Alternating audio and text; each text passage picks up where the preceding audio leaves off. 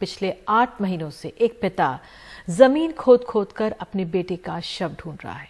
उनका बेटा territorial army यानी क्षेत्रीय सेना में था और आतंकवादियों ने उसे मार दिया था। उसके सिर्फ खून में लथपथ कपड़े ही मिले थे। मंजूर अहमद वागे बस अब अपने बेटे को सम्मानजनक विदाई देना चाहते हैं। बेटे की तलाश में गांव के जो लोग हैं, स्थानीय लोग हैं, वो भी मदद करते हैं। मंजूर वागे अपने बेटे के लिए शहीद का दर्जा चाहते हैं, लेकिन शव ना मिलने पर कागजों में वो लापता ही रहेगा। तो नज़ीर मसूदी की ये पूरी खबर है और हमारे साथ नज़ीर मौजूद है।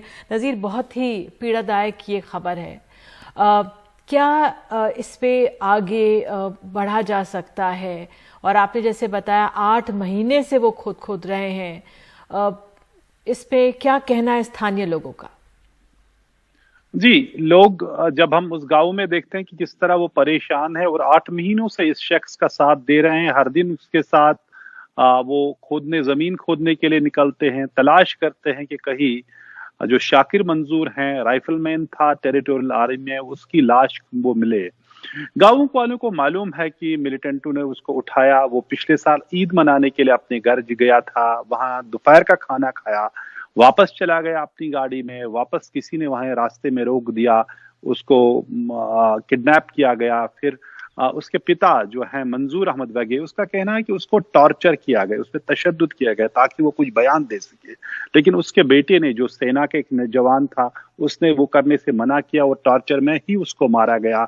कुछ दिन बाद उनको उसके कपड़े मिले जो खून में थे, तो उसी जगह वो कहीं बाहर गई। और कल भी जब हमने देखा और कल और आज वो वहीं थे, खोद रहे थे, क्योंकि सपनों में किसी को आया था शाकिर मंजूर, जो इस सेना का जवान, लापता जवान है।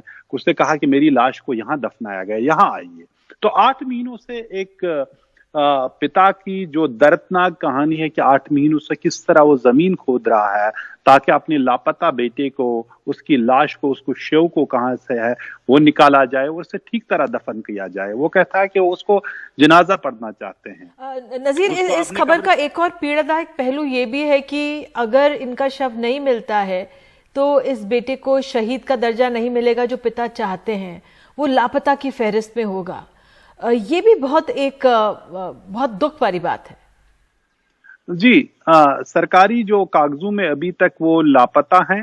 मैंने आज भी आईजीपी कश्मीर विजय कुमार से बात की, उसको कहा कि क्या कर रहे हैं, क्या ढूंढ रहे हैं। उसने कहा कि जिस मिलिटेंटों ने ये दावा किया था कि उन्होंने उसको किडनैप किया था फिर मारा था, तो वो मिलिटेंट इनकाउंटर में मारे गए हैं और अगर उनके साथी कोई हमें मिले, उसको हम पकड़ने में कामयाब हो जाएं, उसका इंट्रोगेट करें, शायद कुछ पता चले। वो बहुत सख्त कोशिश कर रहे हैं इसकी लाश को मिले, लेकिन अभी तक नहीं मिला है। तो पुलिस मानती है, ये नहीं कहती है कि कहीं जिंदा है, ये कहते हैं मारा गया है। लेकिन अभी तक जब तक ना उसका शव मिल जाए तो तब तक वो कागजों में लापता है। और से एक बड़ी चैलेंज ये भी है किस तरह हो, क्योंकि लापता लोगों की फहरिस्त जो कश्मीर में बहुत लंबी है। 8000 लोग पिछले 30 सालों के दौरान यहाँ लापता हो चुके हैं। कहीं को सिक्योरिटी फोर्सेस ने उठाया, कहीं को मिलिटेंटों ने उठाया, लापता हो। लेकिन ये पहली दफा है एक फौजी को इस तरह गायब किया गया और फिर उसके जो परिवार है, उसके पिता इस तरह 8 महीनों से जमीन खोद खोद कर उसकी लाश को ढूंढ रहे हैं।